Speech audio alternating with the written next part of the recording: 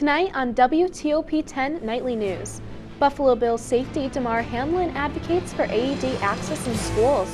And the Oswego Police Department is warning Oswego residents about scam phone calls again. And more from students responding to Republican Speaker Sharice Trump's upcoming visit to campus. WTOP-10 Nightly News starts now.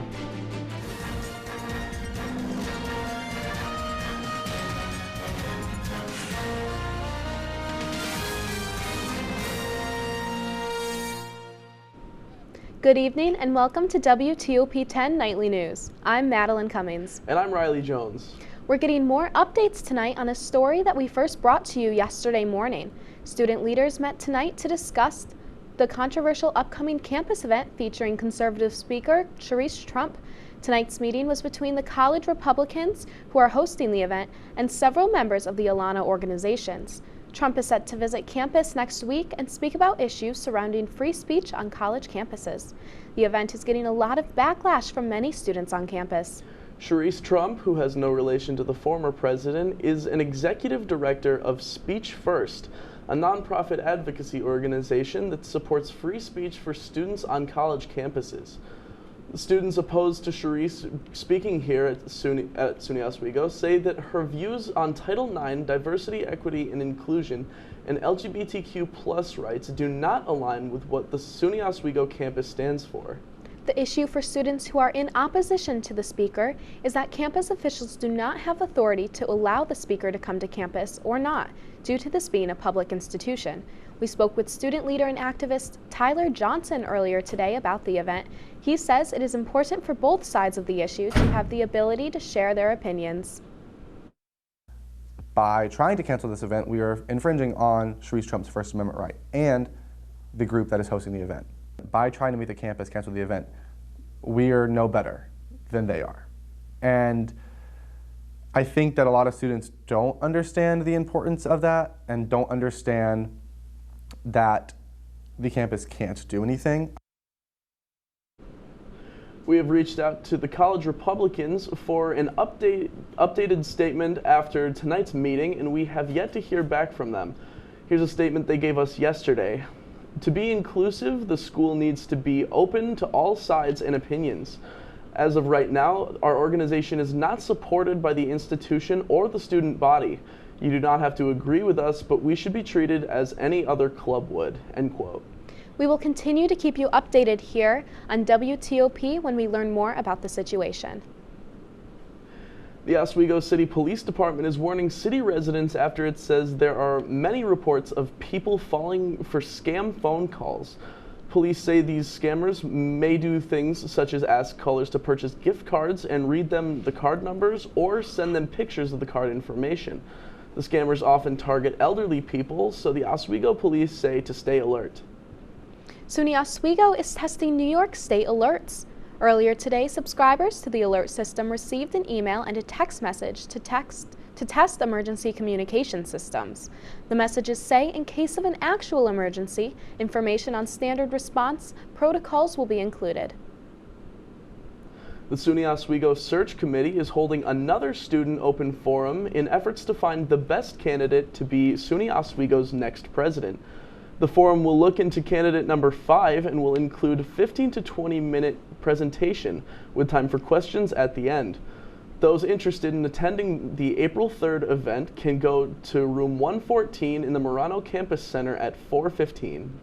Good news for fans of HarborFest. The Oswego Common Council has approved a $60,000 funding request to help finance 2 events at the annual Summer Festival. The money will fund a fireworks display and a concert. HarborFest Executive Director Dan Harrington is thanking the sponsors and the community for their support throughout the years. The festival is set for the last week of July. SUNY Oswego is preparing for its 3rd annual maple tapping event. Students and staff will collect sap from local trees to create maple syrup for the campus and community. Community members can try the syrup on April 22nd at Fallbrook Lodge during brunch from 9 a.m. to noon. Tickets will be $10. Buffalo Bills safety Damar Hamlin is supporting bringing AEDs to schools. The player joined lawmakers at an event on Capitol Hill earlier today. The Wednesday event highlighted a bipartisan bill to bring life-saving equipment and training for sudden cardiac arrest to students. The Access to AEDs Act would extend access to medical equipment and increase CPR training. It would also enable the creation of cardiac emergency response plans in schools across the country. Hamlin suffered a cardiac arrest during Monday night football game on January 2nd and survived after receiving immediate CPR and defibrillation. In a moment to acknowledge several families who are here today that lost a child due to sudden cardiac arrest. I'm humbled beyond words to be here to support each of you and the work that you have been doing. Now let's take a quick look at the weather with Storm Team 10 meteorologist Kaitlin Farrell. Kaitlin joins us from outside the Marano Campus Center where it was snowing earlier this evening. Kaitlin, can we expect the snow to continue? Good evening, guys. I am currently outside the Marino Campus Center right now, where I'm literally being blown away by this wind right now. We're having a snow squall line coming through, which is bringing this awesome wind and this amazing cold temperatures. So, taking a look ahead at the headlines, spring or winter, what's it going to be this week and into the weekend, and how will this impact everything that's going to be happening? Days to come, what is the weekend and the next week going to look like? How are our plans going to be to serve for the weekend? That's it for everything, guys. Thank you, Kaitlin. Still ahead on Nightly News, 2 Alabama police officers have been shot following a reported domestic violence attack. And a former teacher of the Nashville school shooter speaks out.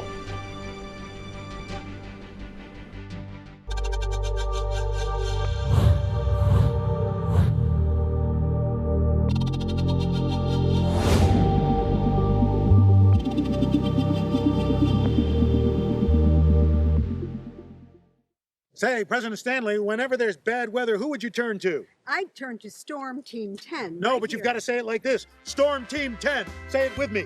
Storm Team 10.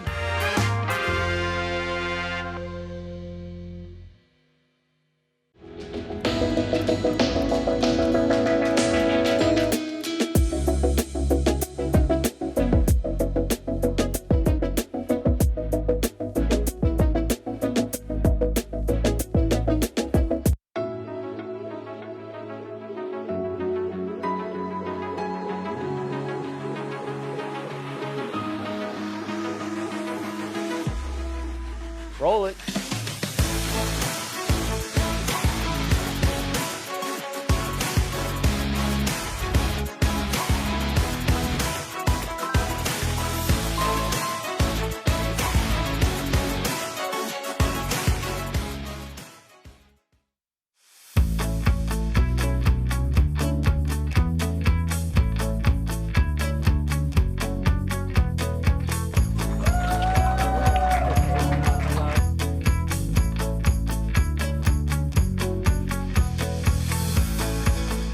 Jill told me it was Kitty from Glee. Yeah, what is it? Al Roker.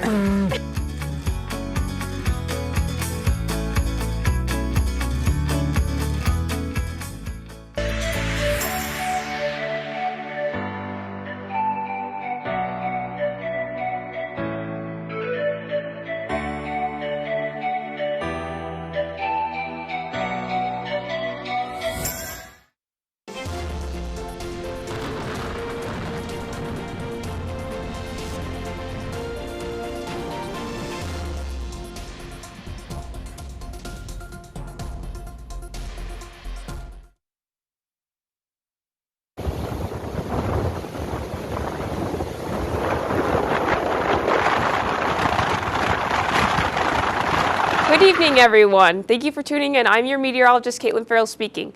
That clip you guys just saw was of the waves down by the shore right here in Oswego. Thank you, Evan, our chief meteorologist, for taking that. So, for the weather headlines, spring or winter, what are we going to be seeing? Bursts of heavy snow. We are going to be getting some snow tonight, but how much are we getting and how much will stick? And then the days to come, how is our week going to end and how is the next week going to begin?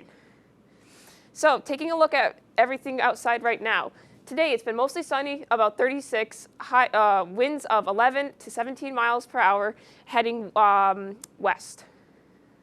For tonight, we are seeing temperatures of 24 degrees, winds of 20 to 31 miles an hour. It is going to be very breezy with winds heading west. And then heading into tomorrow, we are seeing some snow showers and then some rain towards the end of the day. High of 36, still winds going to the west. As we look across the state right now, temperatures are they're kind of scattered all over the place right now. We're having central New York about 40, 50 degrees in Syracuse, 46 in Cortland, 50 in Binghamton, but then as soon as we start getting more west towards Rochester, Buffalo, we are seeing temperatures in the 30s, maybe even hitting the 20s. We're currently having that squall line go through, which is bringing that cold weather. As we look ahead across the country, we're having a lot of different elements happening. We've got 4 low pressure systems with some stationary fronts, cold front down to the bottom that is going to be coming across the country. High pressure system over to our side, and we're having, again, some more low pressure systems with an occluded front, which are bringing those awful weather phenomenons like tornadoes that are happening. And then as we get over to our side of the country, we are having currently a huge cold front going all the way, stretching across the center of the country. As we look ahead, and for, again, the snow that we are supposed to be getting, some driving tips. You want to make sure you check your air pressures. Always check them, make sure they're at the right pressure before you go. Removing ice and snow off your car and skidding. As we look ahead into the 7-day forecast, tomorrow, high of 36, low of 27. We're going to be getting some rain and snow. Friday, 48, low of 42, some AM snow and PM rain. Saturday is going to be our best day, looking 50 degrees, almost reaching 60, and going to be some windy and some snow and some rain showers. Back to you guys. Sources say that Audrey Hale killed 6 people at a Nashville elementary school on Monday. A former instructor, Maria Colomi, is speaking out about previous interactions with Hale at the Nosy College of Art and Design. She told the New York Times that Hale had an emotional breakdown on the first day of classes 6 years ago and cried while trying to set up an online account. Years later, Hale posted on Facebook asking to be addressed by male pronouns and a new name. Nashville police have not determined a motive for the shooting. An Alabama police officer is dead and another is in critical condition after being shot at. The officers were responding to a reported domestic violence attack in Huntsville. The suspect, Juan Roberts Laws, barricaded himself inside an apartment. The officers have been identified as 36-year-old Garrett Crumby and 34-year-old Albert Morin. The suspect has been charged with capital murder of a law enforcement officer and is being held with no bond. The Food and Drug Administration has approved for the first time an over-the-counter version of the opioid antidote Narcan. The OTC nasal spray containing naloxone will come in packages of 2 doses. The naloxone nasal spray can be given to anyone, even children and babies. The FDA commissioner says the approval is meant to increase access to the medicine. A Colorado family is sharing their close call with a shark. Cristiana Lopez shares how a young boy survived the attack.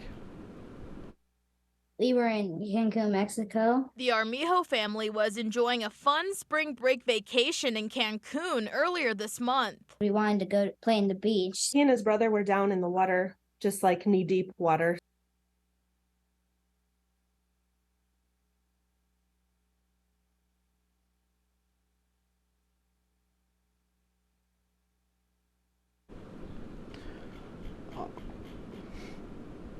A fire at a migrant detention center has left 38 dead and 28 seriously injured. The detention center is located in the Mexican border city of Ciudad Juarez. Authorities say the fire broke out after they picked up, detained a group of migrants from the streets of the border city, which sits across from El Paso, Texas. The fire is one of the worst Mexico has had in recent years. Another gun violence.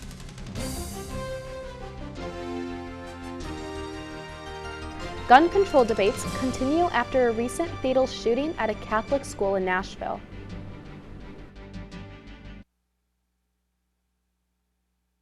And Cup Noodles releases a new flavor of its famous ramen noodles. More when we come back after the break.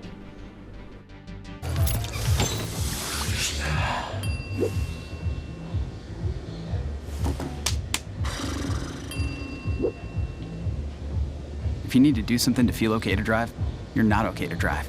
Don't drive buzzed.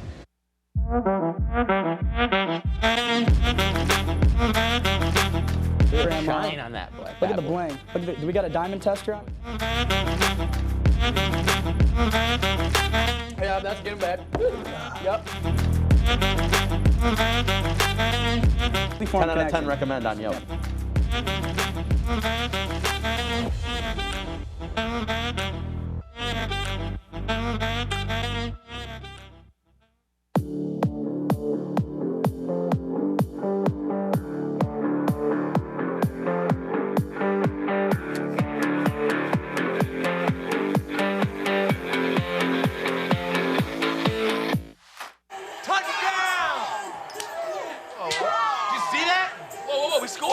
We're going to the playoffs. I can't believe I missed that.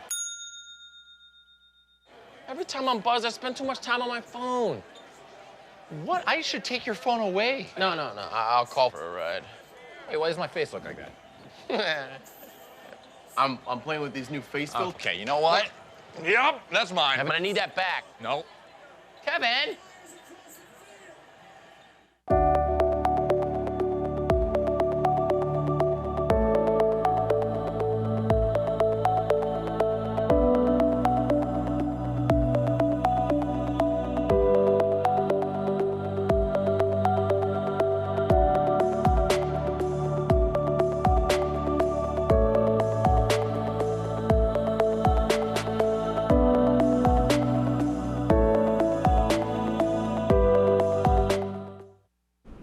Welcome back. Here's the latest in your consumer news.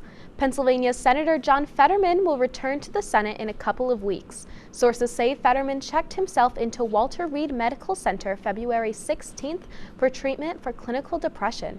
The source says Fetterman has made progress throughout his treatment and that doctors may have kept him this long to make sure his medication is effective. He's expected to return to work the week of April 17th when the Senate returns from a 2-week recess. Fetterman suffered a stroke last May before being elected to the Senate in November. A pet in the home could lower the chance of child developing a food allergy. That's according to a new study published Wednesday in the journal PLOS ONE. They found that babies exposed to cats or indoor dogs have about a 16% lower chance of developing food allergies compared with babies in pet-free homes. Kids living with cats were less likely to develop egg, wheat, and soybean allergies, while dog owners were less likely to have egg, milk, and nut allergies. Many of us are looking for cheaper breakfast options amid high prices for breakfast staples such as eggs. The budget-friendly food company Cup Noodles has created a new breakfast version of their instant ramen. It blends the flavors of sausage, maple syrup, pancakes, and eggs in a saucy texture. The soup-based ramen also contains visible ingredients of sausage and eggs. Cup Noodles breakfast is quick to cook. It takes just 4 minutes in the microwave, and it sells for only $1.39. You can find it now at Walmart stores and on the retailer's website. Now, back to Reilly at the desk for more of your health and consumer report. Thanks, Madeline. In the wake of yet another school shooting that left 3 children and 3 adults dead, a new CNN highlights the enormity of the crisis facing American youth. Chris Wynn is in Washington looking at the data. And the debate over gun control, some footage in this package may be disturbing. Viewer discretion is advised. Another gun violence tragedy in America. Underscoring the findings of a startling new CNN analysis of data from the Centers for Disease Control and Prevention. Firearms were the leading cause of death among children and adolescents in 2021 for the second year in a row. Gun violence in America is simply at unacceptably high levels. Accounting for some 19% of deaths among youth aged 1 to 18, nearly 3,600 children died in gun-related incidents that year. In no other comparable country are firearms within the top 4 causes of mortality among children, according to a Kaiser Family Foundation analysis. We have over 350 million firearms in this country, and it's very easy to obtain them. While polling finds a majority of Americans support the idea of stricter gun laws, gun owners agree. We have to do something. a divided Congress means more meaningful legislation is unlikely to move forward. You want to legislate evil, it's just not going to happen. The laws don't work. But Nick Saplina of the advocacy organization Every Town for Gun Safety says gun laws do work. Across the board, states with strong laws have lower rates of gun death, and states with weak laws have the highest rates of gun death. And says it's incumbent upon lawmakers to treat the issue as a public health crisis. Until we take meaningful action, comprehensive action on gun safety, guns will remain the leading cause of death for children and teens. In Washington, I'm Chris Wynn. New emojis are coming to an iPhone near you. Apple has included 21 new emojis in its latest iOS update. Among them are a jellyfish, a pea pod, ginger, a hair pick, and maracas. That brings the total number of available emojis on Apple devices to more than 3,600, or for most of us, a few different smiley faces, a pile of poop, and 3,598 others we never use. Coming up in sports, Zach Malamud joins us in the studio. Zach, what can we look forward to in sports? Thanks, guys. Coming up, Oswego women's lacrosse was in action at Laker Turf today. I'll tell you how they did after the break.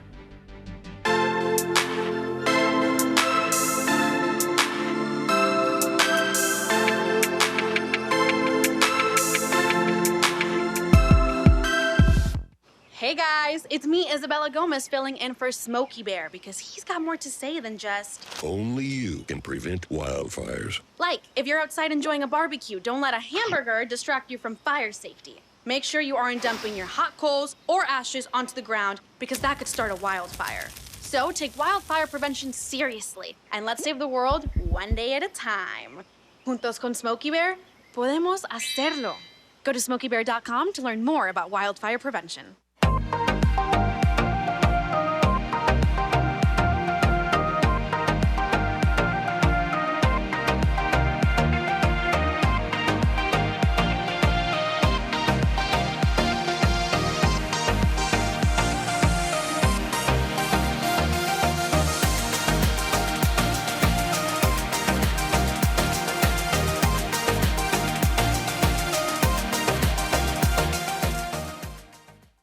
When I was in foster care, I never knew when I would have to move, so I always had my suitcase ready to go. Then one day, I was adopted. My new parents opened their hearts and home to me. My parents cook my favorite breakfast for me every morning. My parents take me on trips I never thought I would go on. They gave me a home and an even better reason to use that suitcase. My parents aren't perfect, but they're perfect for me.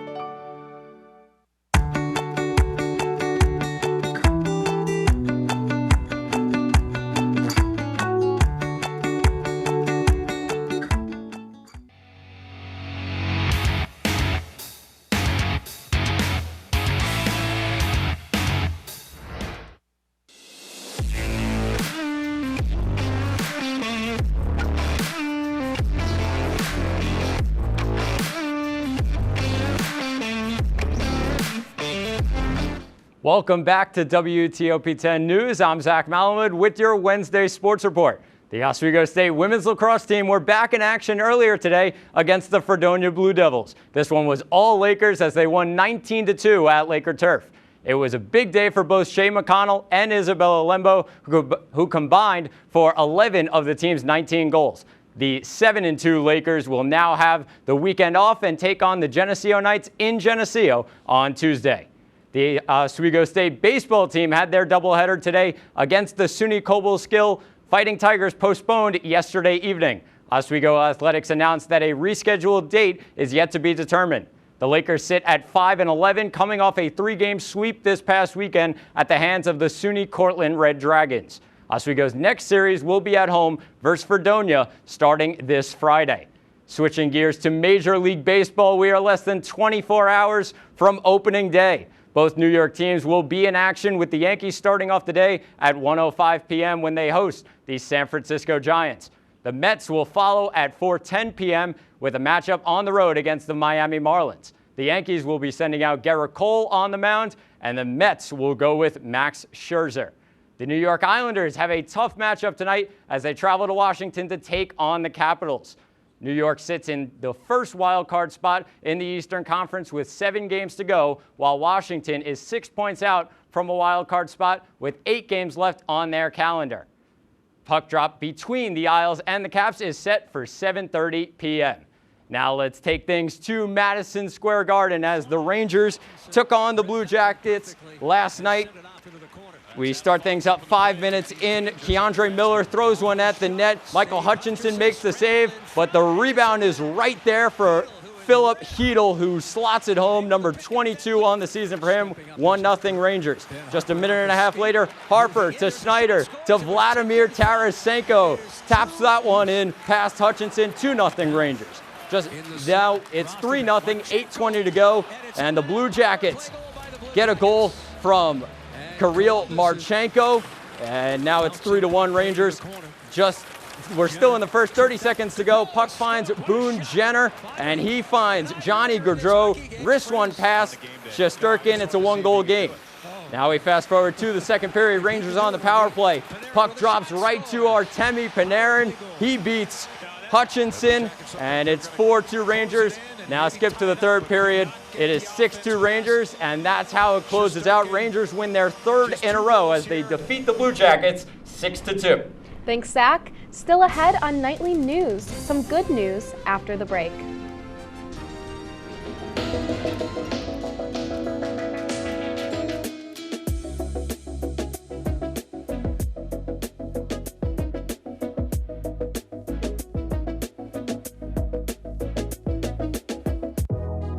Welcome back to Major Discussions.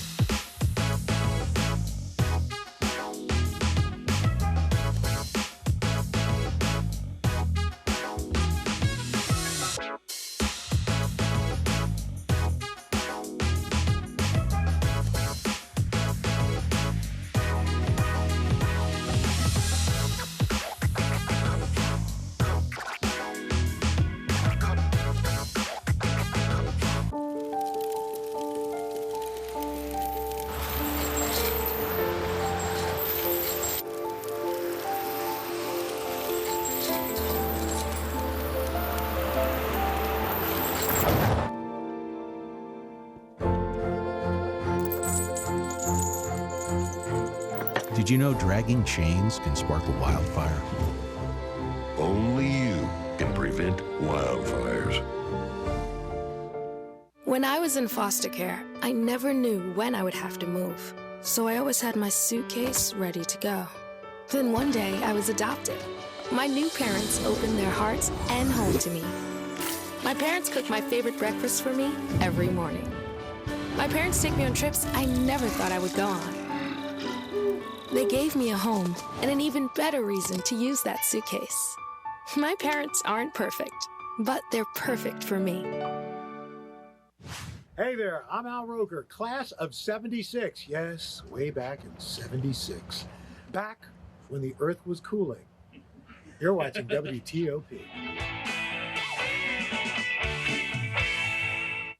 Welcome back to Nightly News. Today is Manatee Appreciation Day, meant to raise awareness about the gentle sea giants. They have no natural enemies, but they are a threatened species because of pollution, climate change, and hunting. Many also end up injured due to collisions with boats and ships in shallow water. Manatees are friendly and are nicknamed sea cows because they spend about 8 hours a day grazing on seagrass. Oh, look at the manatee, isn't it so cute? Definitely. I think they're kind of funny looking, but I bet they have big hearts. I'm sure they do. I mean, they call them gentle sea giants. Of course. Absolutely, absolutely. I would think so. To watch tonight's full newscast and lots of content from WTOP-10, check out our YouTube page. From news to live sports and original productions, it's all on YouTube at WTOP-10 TV. Well, that's our report for tonight. Stick around for the Kinda Late Show. Thank you for watching. Have a great night, everyone.